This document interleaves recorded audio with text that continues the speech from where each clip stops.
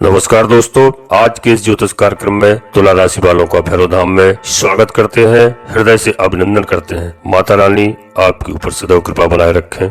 जी हाँ दोस्तों, अब हम आपको एक बहुत बड़ी खुशखबरी देने वाले हैं।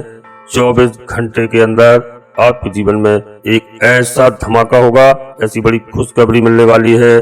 जी हाँ दोस्तों, इसको जानने के बाद आप खुशी से उछल पड़ेंगे और दोनों आंखों से खुशी के आंसू टपक पड़ेंगे। जी हाँ दोस्तों, ऐसी कौन सी खुशखबरी है, जानने की लालसा आपके मन में जरूर उठ रही होगी। आप चिंता बिल्कुल न करें।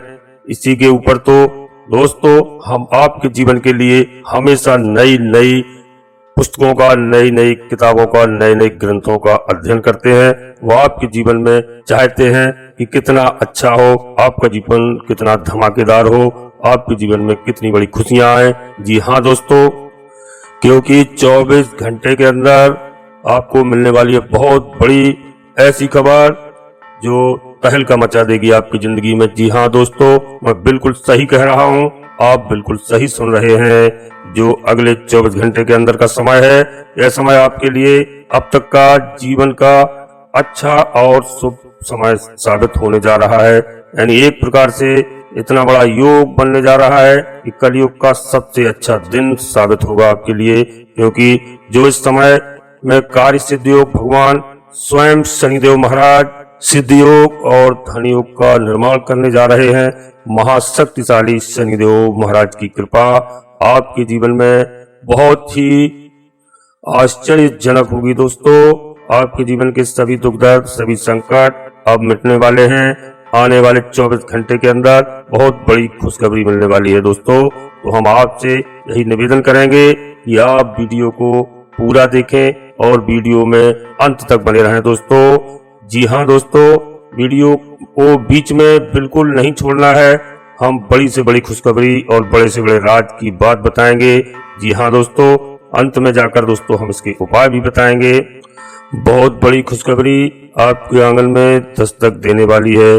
जी हाँ, सुनकर आपका सीना 56 इंच का चौड़ा हो जाएगा। जी हाँ दोस्तों, हम आप सभी को बता दें। जी हाँ दोस्तों, एक पत्र आपकी पूरी जिंदगी को बदल सकता है दोस्तों। भगवान शनिदेव महाराज स्वयं कहते हैं कि माना कि 1 मिनट में जिंदगी नहीं बदलती, लेकिन 1 मिनट में सोचकर लिया गया फैसला पूरी जिंदगी को बदल देता है। जी हाँ दोस्तों, आने वाले अगले 24 घंटे के अंदर भगवान शनिदेव जी की कृपा और आपको ऐसे संकेत मिलेंगे जिससे आप माला माल हो जाएंगे। क्योंकि दोस्तों आने वाले 24 घंटे के अंदर आपको एहसास होने वाला है कि भगवान के घर में देर है। जी हाँ दोस्तों, परंतु अंधेर नहीं है। भगवान अगर एक रास्ता बंद कर देते हैं तो दोस्तों अनेकों रास्ते खोल देते हैं। आपको 24 घंटे के अंदर एहसास होने वाला है। क्योंकि दोस्तों खुद शनिदेव जी महाराज इस राशि के जातकों का भाग अपने हाथों से लिखने वाले हैं। कि पहले भी हमने कई बार आपको बताया है दोस्तों, बहुत जल्द ही आपका भाग बदलने वाला है। लेकिन उस समय आपको लग रहा होगा ये सब झूठ है, ऐसा मजाक है, लेकिन दोस्तों यह हकीकत है। 24 घंटे के अंदर आपको ऐसे बड़े खुशखबरी मिलेंगी, ऐसे बड़े समाचार प्राप्त होंगे। जी हाँ दोस्तों, आप सभी को बता दें, भगवान ने अगर चाहा तो क्या कुछ नहीं हो सकता है दोस्तों। क्योंकि इस दुनिया में जो भी होता है भगवान की मर्जी से ही होता है। क्योंकि भगवान की मर्जी के बगैर पेड़ का पत्ता तक नहीं हिलता है। यहाँ तक कि भगवान की मर्जी के बिना इंसान अपनी श्वास तक नहीं ले सकता है दोस्तों। ऊपर वाले की न्याय की चक्की जरा धीरे जरूर चलती है, लेकिन याद रखना वह पीसती है बड़ी ही बारीकी से दोस्तों। भगवान की लीला आप अपनी आंखों से देखेंगे दोस्तों। आपको सत्य पर चलना है, धर्म पर चलना है और न्याय पर चलना है दोस्तों। भगवान शनिदेव जी आपके नसीब में लिखने जा रहे हैं, आपका भाग बदलने जा रहे हैं। वह तो आपको मिलकर ही रहेगा दोस्तों। जो आपकी किस्मत में लिखा है इसमें कोई किसी तरह की कोई दुविधा नहीं है।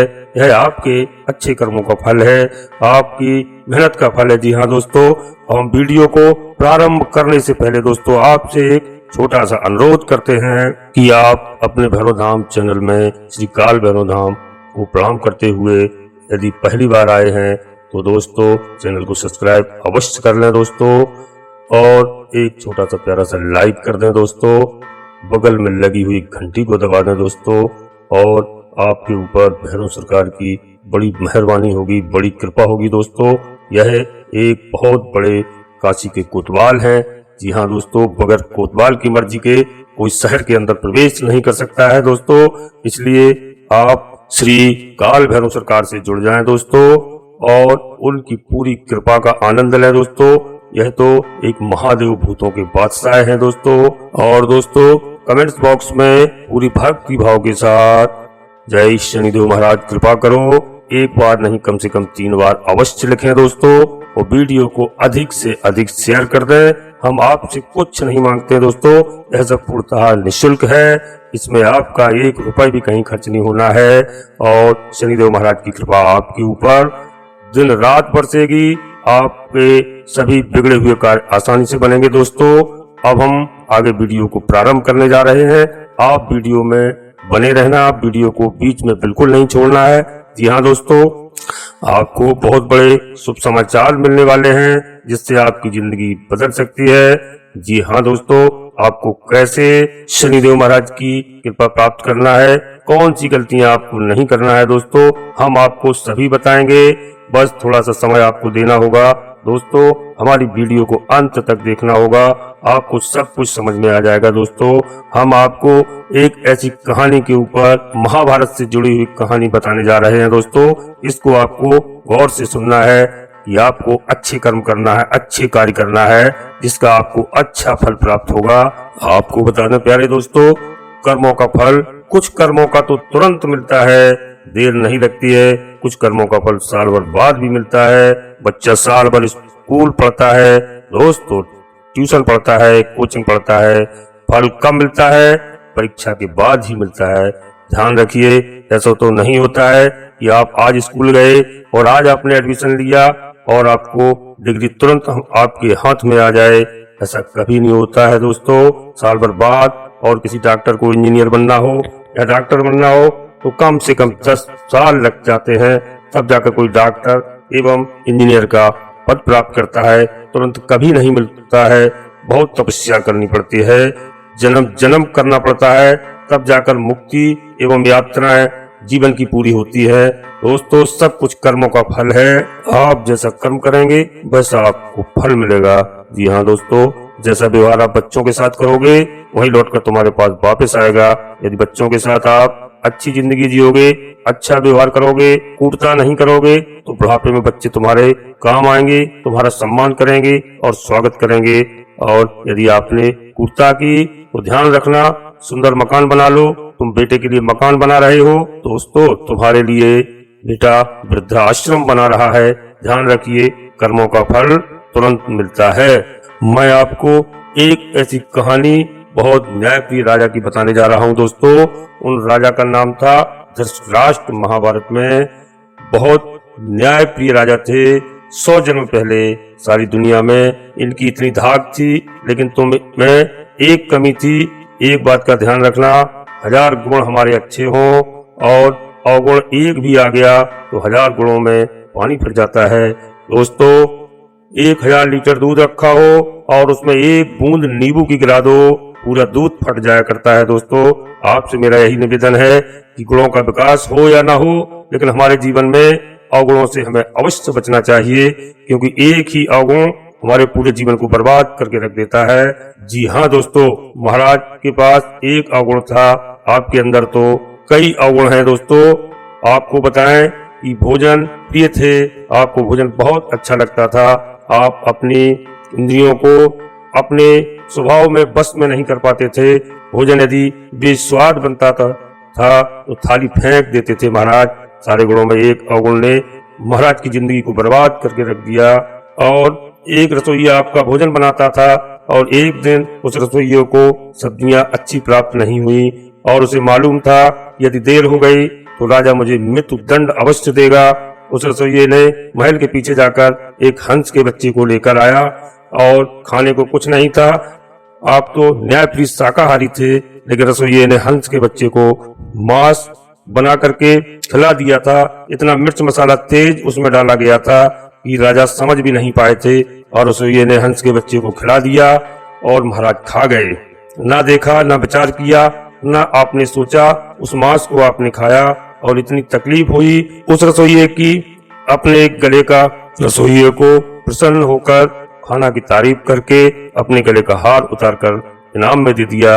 रसोइये ने कहा अब तो मजा ही मजा आ गया। धीरे धीरे उस रसोइये ने प्रतिदिन इनाम की लालच में 100 हंसों के बच्चों को मारकर महाराज को खिला दिया और आप महाराज खाते रहे कि बिल्कुल मस्त रहते रहे।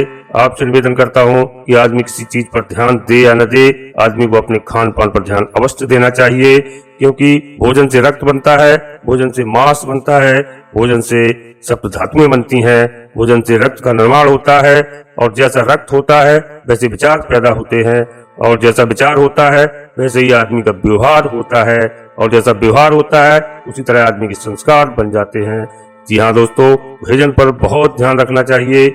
महिलाओं से मेरा निवेदन है कि जिसका खान पान शुद्ध होता है उसकी खानदान में भी शुद्धि होती है। ध्यान रखिए, खान पान से खानदान का बड़ा रिश्ता होता है।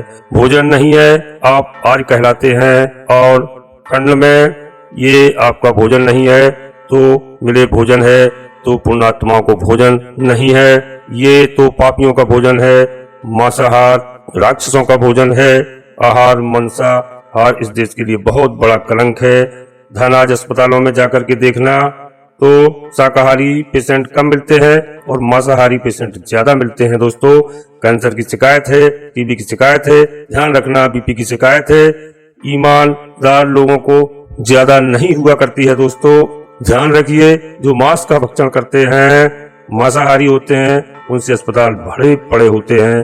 ध्यान रखना दोस्तों, आपसे मेरा एक निवेदन है, बड़ी विनम्रता के साथ खान पान पर विशेष ध्यान देना चाहिए। खाना कैसा खाना चाहिए, कितना खाना, ये भोजन के लिए विचार करना चाहिए। क्या खाना और कब खाना चाहिए, कितना डालते जाओ तो मन नहीं करता, खाता जाता है कि पशु के मांस तो इतना भी विवेक नहीं है। उसे प्यास लगती है तो नाली का पानी भी पी लिया करता है, उसे प्यास लगती है गटर का पानी भी पी लेता है, लेकिन मनुष्य को प्यास लगती है, प्यासा मर जाएगा लेकिन नाली और गटर का पानी नहीं पिएगा। मनुष्य ज्ञानी है, जानवर अज्ञानी है तो कुछ भी खा सकता है। आदमी के साथ ऐसा नहीं, क्या खाना और क्या नहीं खाना ये विवेक जागृत करो। प्रकृति ने तुम्हें शाकाहारी बनाया है दोस्तों, मांसाहारी नहीं बनाया है। प्रकृति का नियम है, जो जैसा होता है उसे वैसा बना के भेजते हैं। जो मांसाहारी होते हैं उनके आगे के 4 दांत बड़े नुकीले होते हैं। आपने देखा होगा जॉब के कैसे दांत शाकाहारी हो या मांसाहारी हो। जैसे प्राणी जब पानी पीता है तो जीभ से चाट के पीता है और शाकाहारी जो भी जानवर होता है वह चाट कर पानी नहीं पीता है, वह तो घूंट घूंट पानी पिया करता है। गाय पानी नहीं चाटती है, बकरी पानी नहीं चाटती है, हाथी पानी नहीं चाटता है, शेर चाट के पीता है, बिल्ली चाट के पीती है, कुत्ता चाट के पीता है। ये अंतर है शाकाहारी और मांसाहारी में। आप कैसे पानी पीते हैं बताइए? पीते हैं पानी जीभ से चाट के या घूंट घूंट कर पीते हैं तो आप शाकाहारी हैं। गाय कभी चाट के पानी नहीं पीती, भैंस कभी चाट के पानी नहीं पीती। शाकाहारी प्राणी भी होंगे वो चाट के पानी नहीं पीते। मांसाहारी के नाखून की बनावट अलग होती है, वह नुकीले होते हैं और घूम जाया करते हैं। दोस्तों, भगवान ने आपको मांसाहारी नहीं बनाया है, आपको शाकाहारी बनाया है। जरा ईश्वर से जाकर पूछना। मांसाहारी प्राणियों की आंखें रात में अंधेरे में लाल चमकती हैं, शाकाहारी की नहीं चमकती हैं।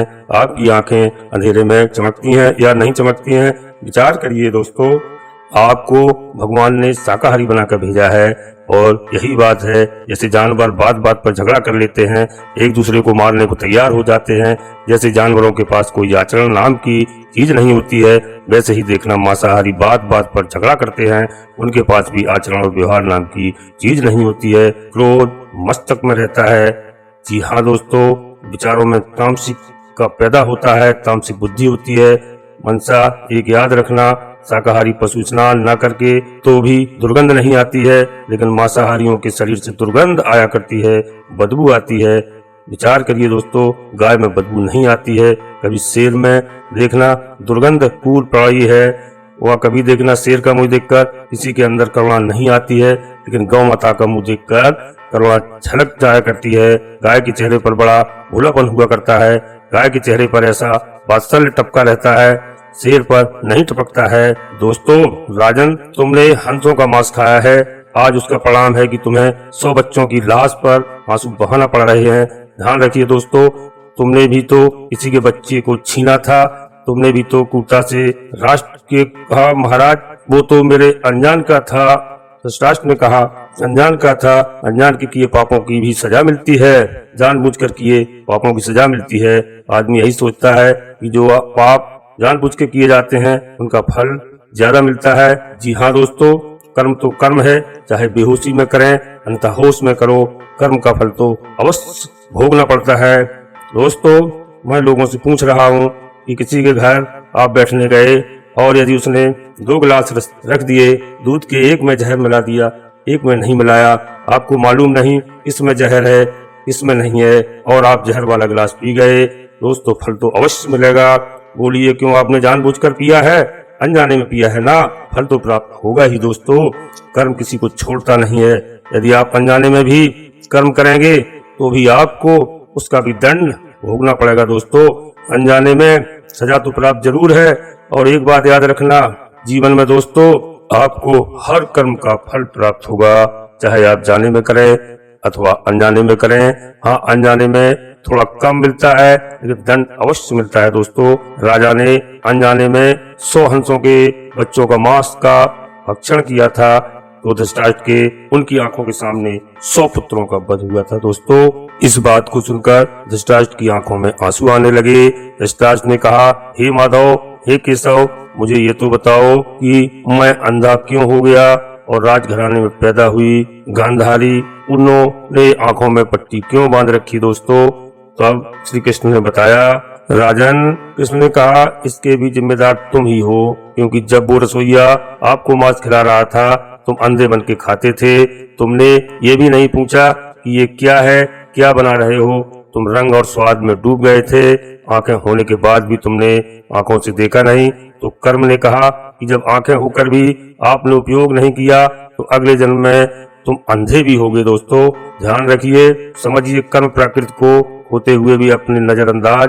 कर रहे हो तो आपको यह आंखें दोबारा मिलने वाली नहीं है, इसलिए धृतराष्ट्र तुम अंधे हो। इसके बाद गांधारी बोली कि ये पट्टी बांधकर मैं क्यों बैठी हूँ। बोले श्री कृष्ण भगवान, इसलिए इसका भी कर्म है, वो जो हंसों का मांस खिलाता रहा और रसोइया बना बना के धृतराष्ट्र को खिलाता रहा, तो गांधारी जी आपने अनदेखा किया, इसलिए आपको आंखें होते हुए भी आंखों पर पट्टी बांधने को मजबूर होना पड़ा। विचार करिए, रोशनी होके भी दुनिया नहीं देख पाई। गांधारी, यह तुम्हारे ही कर्मों का फल है।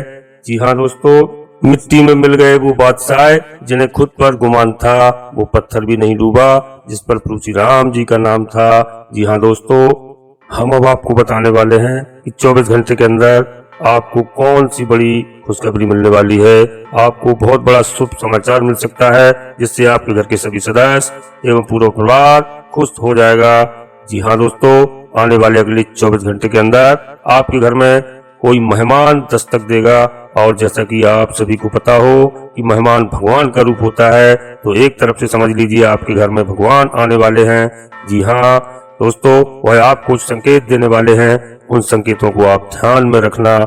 जी हाँ दोस्तों, उसके बारे में किसी को मत बताना, तो कोई इसका लाभ उठा सकता है। आने वाले 24 घंटे के अंदर आपको 2 बड़े और कार्य संपन्न होने वाले हैं। दोस्तों, कार्य बहुत लंबे समय से नहीं बन पा रहे थे या फिर बनते बनते बीच में बिगड़ जाते थे, वह काम अगले 24 घंटे के अंदर आपके बनने वाले हैं।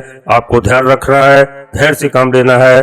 जी हाँ दोस्तों, एक बात हमेशा याद रखना, बहुत ज्यादा मेहनत करने के बावजूद आपको सफलता नहीं मिलती है, बनते बनते कार्य अचानक से बिगड़ जाते हैं, तो समझ लेना भगवान ने आपको उस काम के लिए नहीं बनाया है। जी हाँ दोस्तों, भगवान आपको उससे भी बड़ा कुछ देने वाले हैं। जी हाँ, प्रयास करने वाला इंसान कभी हारता नहीं है, उसकी हमेशा जीत ही होती है। तो सीख होती है, आने वाले अगले 24 घंटे के अंदर आपको बहुत बड़ा हाथ, बहुत बड़ा मौका लगने वाला है। यह मौका आपको अपने कार्य क्षेत्र में भी मिल सकता है, या फिर आपकी नौकरी भी कहीं लग सकती है, या किसी अन्य क्षेत्रों में आपको सफलता मिल सकती है। यहाँ पर आपको ध्यान देने की जरूरत है। जी हाँ दोस्तों, कुछ लोग आपकी आलोचना कर सकते हैं, पीठ पीछे बुराई कर सकते हैं। जब आपकी बुराई होने लगे, तब आप आलोचना होने लगे, तो समझ लेना आप अपने जीवन में आगे बढ़ रहे हैं, आप अपने जीवन में सफल हो रहे हैं। ऐसे नकारात्मक लोगों से दूर रहकर अपने कामों पर ध्यान दें, अपने कल्चर पर ध्यान दें।